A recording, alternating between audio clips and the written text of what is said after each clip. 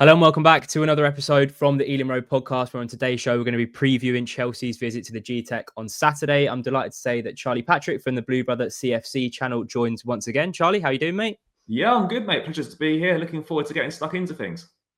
Nice one. Remember, just before we get going, drop a comment down below with your thoughts ahead of the Chelsea game. Subscribe to the YouTube and Spotify channels. Follow us on the socials at the Ealing Road on Twitter, at Ealing Road Pod on Instagram. Charlie, with 3 games into the season, 2 wins and a draw for Chelsea, so you're still unbeaten. How are you feeling about Chelsea's start to the season? Yeah, do you know, I'm actually feeling reasonably happy with the start to the season. Obviously, you know, the Club World Cup in the summer, we've not had a traditional pre-season as such. We played right up to the middle of July with a few weeks off, and then with a couple of warm-up games against Bayer Leverkusen and AC Milan at Stamford Bridge, we've got some decent wins in those ones. But I was always looking at the first 3 games as a continuation of our pre-season, and I wasn't too fussed about performances, just looking for a way to can we get the points on the board? Can we grind results out? And we've managed to do that. The game against Palace was a bit of a disappointment. We didn't play particularly well. Maybe we were fortuitous with that rule that seems to have been dusted down from the rule book, which you probably never really see enforced. But we got away with that one with the free kick. And then West Ham, obviously, we put a rout in against them. Some really nice attacking displays from us. But again, equally, West Ham defensively were awful as well. And then the game against Fulham, first half we were dire, but second half we improved a little bit. Yeah, okay, we were fortuitous slightly with refereeing calls, but we found a way to win. So right now, 7 points from 9. I think that's probably about as good as we could have hoped for. And yeah, I'm reasonably happy with how things are looking. You mentioned the Fulham game there, and we just spoke about it on your podcast. Obviously, the VAR decisions were the big story from the game, but you mentioned that it was something that you're happy with, the fact that despite not playing too well, especially in that first half, that the ability to grind out results under Maresca, be that last season towards the back end or this season at the start, is that something that's really impressed you about the team and the manager? Yeah, absolutely. You know, because start of last season, we started really well. We found ourselves in a situation where we were right up there with Liverpool until sort of Christmas, New Year time. And then we dipped off. And the winning mentality and sort of a way of grinding results out has been something that's been synonymous with Chelsea over the years. We've had so much success, and that over the past few seasons had kind of disappeared. We've become quite easy to beat. We sort of roll over at the first sign of things getting difficult in games, or we went behind. You knew that we would lose games and we wouldn't be getting back into it. So yeah, I'm really pleased to see it. You know, we've now got players who are now more experienced, players that now know what it's like to win with Chelsea. And that ability to grind results out is really, really important. I think in the last 20, 21 games in all competitions, we've only lost 1 or 2 matches. So we're on a good run right now. And this team is now learned what it's like to win, has learned how to win in a manner of different ways, which can only bode well for us. Talk to me a little bit about Maresca, because, you know, we all knew the narrative last season. It looked like you were going to be title challengers, and then the whole "we're not title challengers" thing, we're not ready yet. Then there was a dip. Then you finish the season really strongly. You get Champions League football. You go to the Club World Cup. You win it. You beat PSG in the final. How are Chelsea fans thinking about Maresca at the moment? Because was there a lot of hostility towards him when the kind of "we're not title challengers yet"? Was that a thing, and has it kind of ironed itself out because of how good you were at the back end of last season? Yeah, look, I think it's definitely ironed itself out given how the season finished. But absolutely, there was a lot of animosity towards the manager, certainly at points last season, particularly when we were going through that difficult run, sort of January, February, March time, where we were struggling to score, we were struggling to pick results up. The manager didn't really seem to be making any tactical changes in games, seems to be selecting the same players. People were becoming frustrated, even as far back as the game away at Fulham at Craven Cottage, you know, with about 5 or 6 games left in the season. At half time, I think we were goalless in that game. We might have been, actually, no, we were losing at half time in that game. And as Maresca was trudging across the pitch, you know, he was getting pelters from the away end, and we managed to turn it around with a last-minute winner. And that seems to be the catalyst to finishing the season strongly. So look, he's not always had the Chelsea fans on the side. There's always going to be fans that don't really like him or don't think he's the right guy. But he's changed a lot of people's minds, and there's a positive feeling around him in the fan base, given the trophies he delivered last season. And now he's also shown that he can win in different ways, and he's also shown a little bit of tactical flexibility. Normally, a lot last season, it was 2 touchline wingers, you know, hugging out wide, holding the width. Now we've seen a bit of an evolution of that, where it's not necessarily someone in the fullback inverting all the time. It's not necessarily always 2 out-and-out wingers. It might be 1 touchline winger on the left, but on the right-hand side, if it's Cole Palmer, if it's Esteval, they might tuck in, play more of a right inside forward, and then Gusto overlaps and provides the width that way. So there's been some tactical evolution as well to the system, which is great, which is nice to see.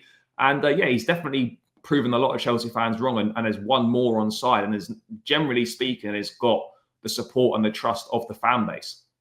You talked about Esteval there, and I think he's one that I think he's even surprised to be playing the amount that he's playing. I think I saw an Instagram post or an interview somewhere that said he's like, feels really happy that he's playing so much this season. But in terms of the transfer window and the amount of attacking options you've had through the door, is there an imbalance to the squad? Because I was having a look and from face value, looking from the outside, and obviously I don't watch Chelsea week in, week out, but Chelsea's transfer windows in the past kind of 3 or 4 years have been in the mainstream media quite a lot. But it does seem like lots of attackers through the doors: João Pedro, Jamie Gittins, Esteval, the list goes on, but not a lot defensively. Is that an area of concern for Chelsea fans?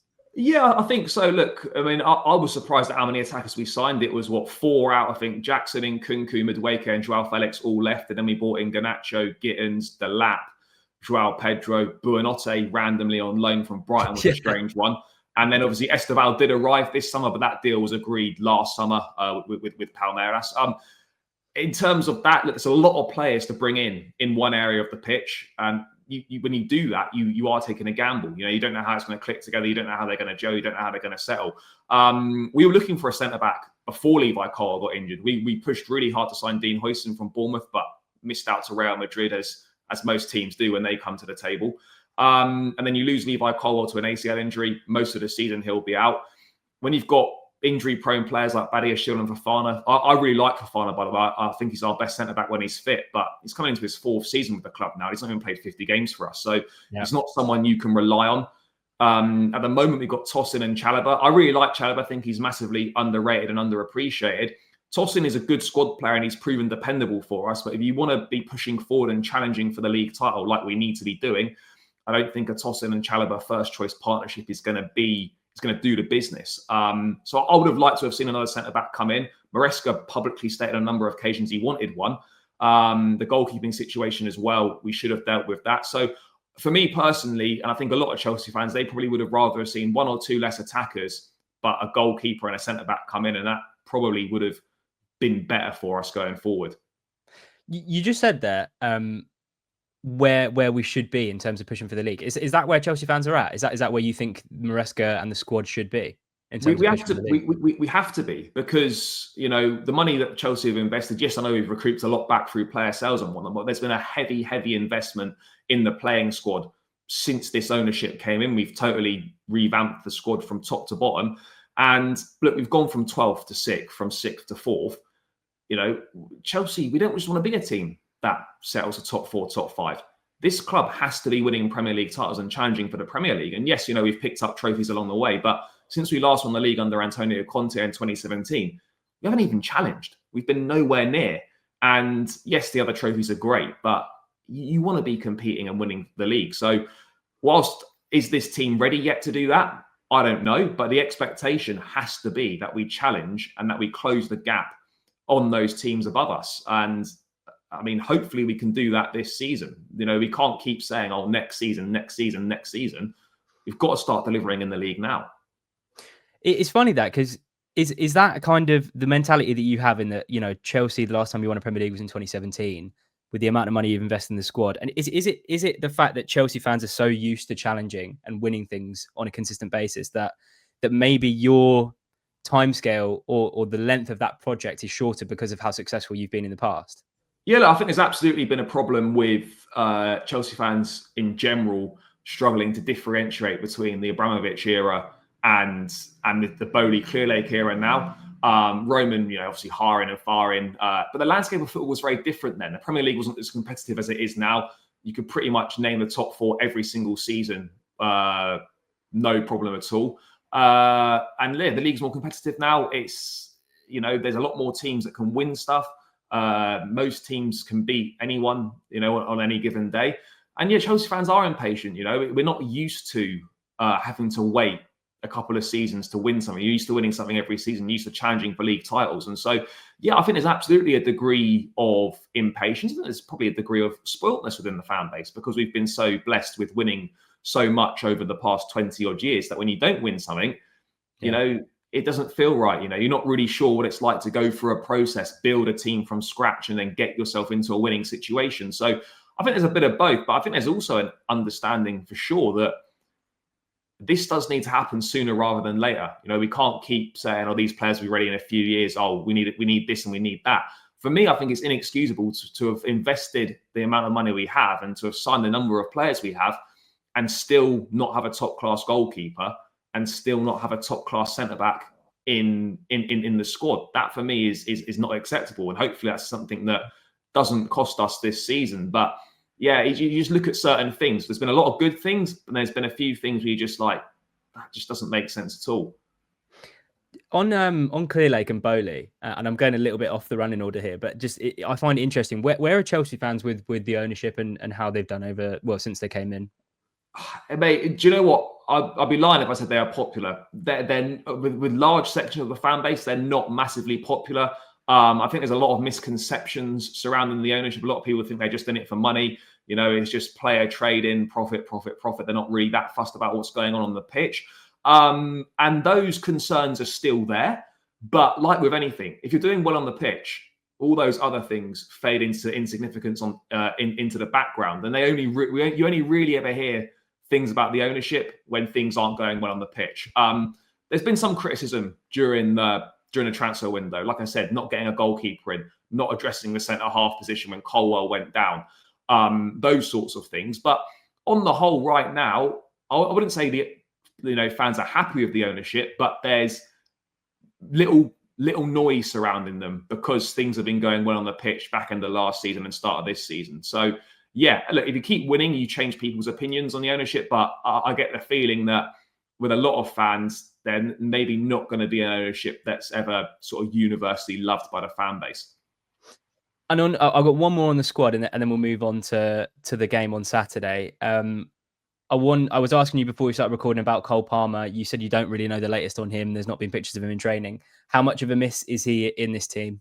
Yeah, he's a massive miss. Look, we've added obviously a lot of quality attackers to the team, and our dependence on Palmer is perhaps not as big as it has been in previous seasons. But at the end of the day, he's still our best attacking player. He's still the jewel in the Chelsea crown, and he makes things happen. We still look to him on the pitch, despite João Pedro's and others, to make things happen. He makes things tick there. You know, he's a player that can produce something that no one else in the squad really can. So yeah, of course he'd be a major miss if he's not fit for this game. Obviously, we've got Bayern Munich coming up in the midweek afterwards. I think Chelsea might be more focused on him being available for Bayern Munich and Man United next week rather than the Brentford game on Saturday. But yeah, it'd be a major blow. Any team would miss him. And look, Chelsea are a worse team without Cole Palmer in it. So yeah, hopefully he can be back as soon as possible because he's still massively important despite us having other players who can step up.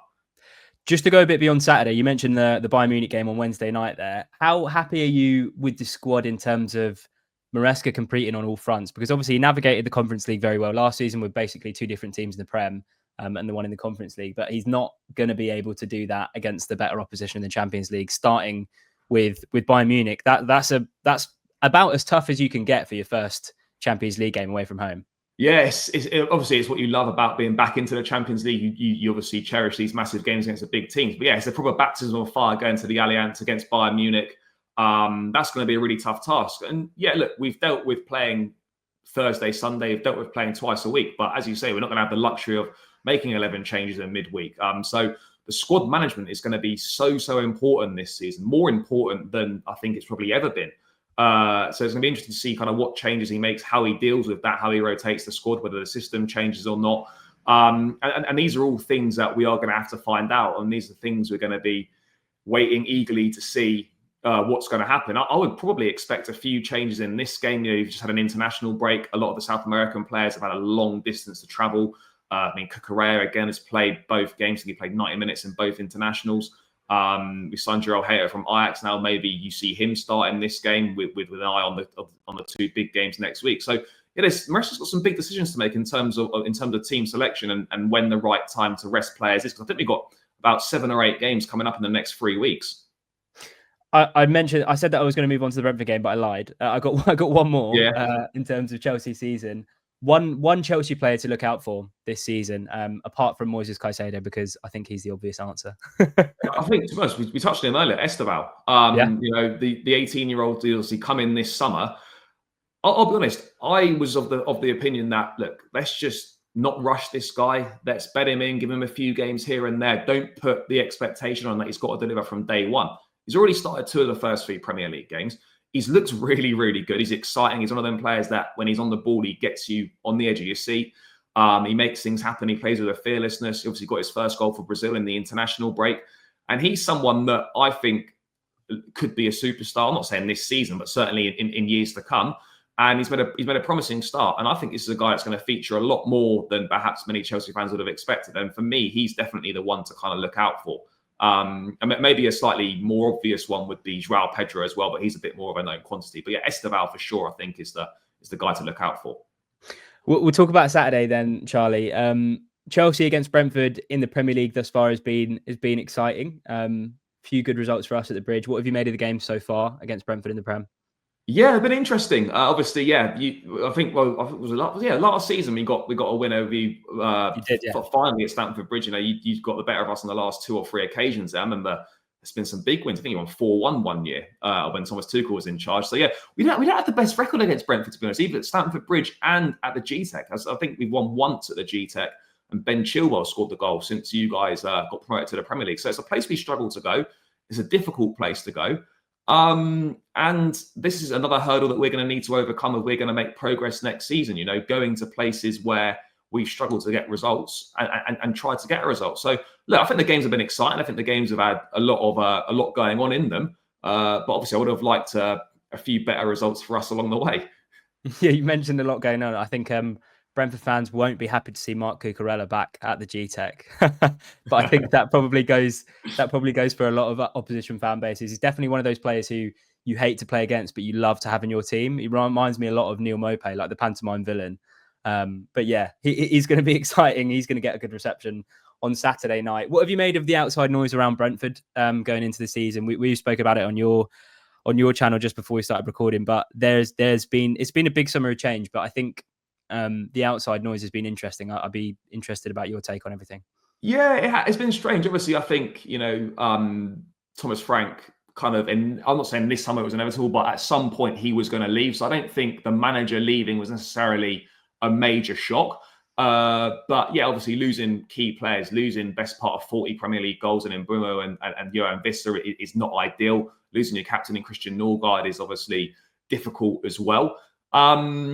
I think the way that it's been reported around Brentford is, I don't want to say disrespectful, but it's almost like they've been written off before the season's even started, in terms of a lot of people saying, oh, they're probably going to go down, they're going to really struggle this season. I think Brentford could struggle this season. You know, it's not unrealistic to say when you lose a manager and lose 3 massive players that, you know, things could be difficult and things could be a bit more of a struggle this season. However, you know, you're 3 games in. I think the way that it's been framed around the managerial appointment is perhaps not been painted in the most positive of light, given kind of his background in terms of coaching set pieces and all that sort of thing. But I still look at Brentford, and I still think they're a side that are capable of picking results up, that have got good players, that have got experience in the team, and have recruited reasonably well this summer. So I think a lot of the noise is unfair, but I also don't think it's unrealistic to expect it to be really difficult this season. Yeah, I agree. I think from the outside looking in, with the amount of change that we've had, I think it is kind of, you're looking at going into the season and doing predictions, and you see the manager leave, the 2 top scorers and the captain, and you kind of do make, well, I mean, it would be an easy thing to say that Brentford could struggle this season. I think we could struggle. I don't think we will. I think we'll be comfortable come the end of the season. But I can certainly understand why opposition fans kind of look at Brentford as maybe one that can replace one of the newly promoted teams. But to be honest, I actually think there could be 2 teams that stay up potentially after the first 3 games. I know that you can't really make any solid predictions, but at the start of the season, I was saying it was newly promoted straight back down. But with how Sunderland have started, and even Leeds as well to a certain extent, and Burnley, they've all got wins on the board. They're all doing better than the last 3 that came up the season before. So it's going to be competitive. It's nice to see the kind of league balancing out. I think last season you had Brentford, Bournemouth, Brighton, Fulham in that middle pack. And like you said, anyone can beat anyone in this league these days. It's so competitive.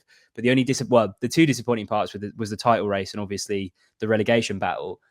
I think it might be a little bit more exciting this season, which I think as a whole is good for the Premier League. What kind of game are you expecting on Saturday night, Charlie? And then I'll get a score prediction and we'll finish. Man, I'm expecting a tough game. I'm expecting a difficult game. It's a hard place to go. Saturday night, 8 p.m. kickoff under the lights. Brentford are going to be bang up for it. Create a great atmosphere at the Gtech. Decent home record. Beat Villa, obviously, last time out, which is not an easy thing to do. So I'm expecting a tough game. I'm expecting Brentford to be bang up for it. I'm expecting you to maybe come and take the game to us a little bit. And yeah, I'm expecting a tough challenge for us. Look, no doubt about it, we've got the quality to cause you problems. We've got the quality to break that defence down. But it all depends on what sort of Chelsea turns up on the day. If we turn up like we did against West Ham, then it could be a long evening. But if we're more of the team that turned up in the first half against Fulham or the team that played against Crystal Palace, then that could be a lot more difficult for us. I'm expecting probably a low-scoring game. I really don't see it being more than one goal either way in this match. But yeah, I'm expecting a tough afternoon. Score prediction, Charlie, before we show? I'll say a 2-1 win for Chelsea. I think it's about time we won at the Gtech again. It's been a long time. But yeah, I equally wouldn't be surprised if it ended up 1-1. But I'll just back us with a 2-1. I'll take a 1-1. I think we mentioned it on the last pod on your channel. I think the performance is the main thing from a Brentford perspective. But yeah, I would absolutely take a 1-1 draw heading into what is a very tough run of fixtures for Brentford. Charlie, that was an absolute pleasure, mate. The Ealing Road podcast will be back after Chelsea with a full-time show. Remember to drop your comments down below with your thoughts ahead of the game on Saturday night. Subscribe to the YouTube and Spotify channel. Follow us on the socials at the Ealing Road on Twitter, at Ealing Road Pod on Instagram. Charlie, mate, an absolute pleasure. Good luck for the rest of the season, bar Saturday night. No, thank you, mate. Cheers for having me on.